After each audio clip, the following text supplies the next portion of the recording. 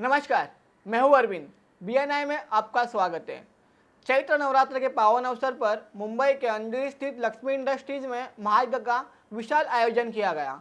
आपको बता दें कि यह आयोजन परम पूज्य श्री धर्मदास शास्त्री जी के उपस्थिति में किया गया।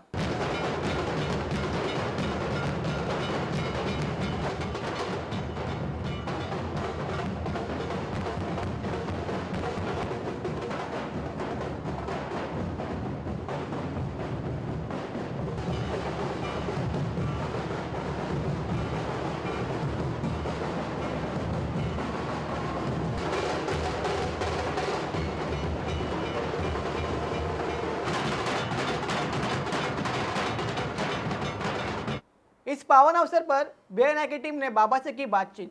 आइए देखते हैं बाबा ने क्या कुछ कहा। इस महान पावन पर्व पर यहाँ पर 9 दिवसीय सहस्त्र चंडी महायज्ञ का विशाल आयोजन आज से प्रारंभ होने जा रहा है। सभी देशवासियों को मैं निवेदन करूंगा और आह्वान भी करता हूं कि इस महान यज्ञ कार्य में सम्मिलित होकर के अपने जीवन को कृतार्थ करें। यह माँ भगवती आदिशक्ति जगदम्बा का यज्ञ है। यज्ञो भवति पर्जन्याः, यज्ञ से कहते हैं वृष्टि होती है। यज्ञ करने से धुआं उठेगा, धुआं से बादल बनेंगे, बादल से बारिश होगी और बारिश से हमारे जो ये धरती है ना तो अच्छी अच्छी फसलें उत्पन्न करेगी, जिससे हमारे देश का कल्याण होगा, समाज का कल्याण होगा, परिवार का कल्याण होगा। यज्ञ कार्य किसी व्यक्ति विशेष के लिए नहीं होता है, यह अनादिकाल की क्रिया है। बड़े बड़े ऋषि मुनि हमारे करते आए हैं। यहाँ तक कि भगवान श्री रामचंद्र जी का भी जन्म यज्ञ के ही द्वारा हुआ था। यज्ञ क्रिया ऐसी है, 4 पुरुषार्थ को प्रदान करने वाली, धर्म, अर्थ, काम और मोक्ष। ये चारों पुरुषार्थों को प्रदान करने में यह यज्ञ इतना सक्षम है। अतः आप सभी देशवासियों से निवेदन है कि इस महायज्ञ में एक आहुति देने से आपके जन्म जन्मांतर, कल्प कल्पांतर, युग युगांतर के पापों का क्षय हो जाता है। यज्ञ से हमारे पितर तृप्त होते हैं, पितरों की तृप्ति होती है और पितर भी हमारे एक देवता के ही समान होते हैं। वो भी चाहते हैं कि हमारे कुल में, परिवार में ऐसा कोई जन्म ले जो यज्ञ के माध्यम से हमको तृप्त कर सके। तो यह यज्ञ क्रिया सर्वोत्तम क्रिया मानी गई है। इससे बढ़कर संसार में कोई क्रिया नहीं है। गीता में भगवान कृष्ण स्वयं कहते हैं कि हे पार्थ अर्जुन, यज्ञों में, कर्मों में यज्ञ मैं ही साक्षात हूँ। मनुष्यों में ब्राह्मण मैं हूँ, वृक्षों में पीपल मैं हूँ, पशुओं में गाय मैं हुई हूँ।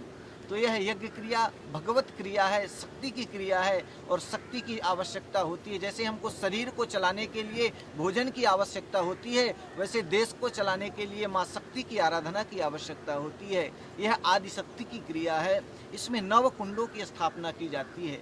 मेन प्रधान कुंड होता है जिसमें 9 दिवस तक नित्य घी की धारा गिरती रहती है। प्रधान देवता के कुंड को ही प्रधान कुंड कहा जाता है और प्रधान देवता हमारे माँ भगवती दुर्गा है। दूसरा कुंड अर्धचंद्र कुंड जिसको कहते हैं, उसमें आपके जीवन में पितरों का यदि दोष है, काल सर्प दोष है आपके घर में, तो उसमें बैठ करके आपको अपने मन को शांत बना सकते हैं और पुण्य के सहभागी बन सकते हैं।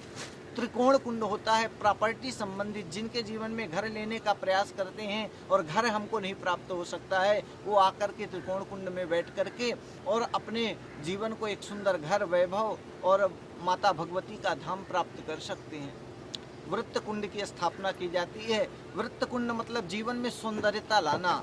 जीवन में सौंदर्यता के लिए आपका सुंदर पारिवारिक जीवन हो। जिन कन्याओं का विवाह नहीं हो रहा है, विवाह के हेतु उस कुंड में बैठ करके और सुंदर पति की प्राप्ति कर सकते हैं और पति बैठकर सुंदर पत्नी की प्राप्ति कर सकते हैं।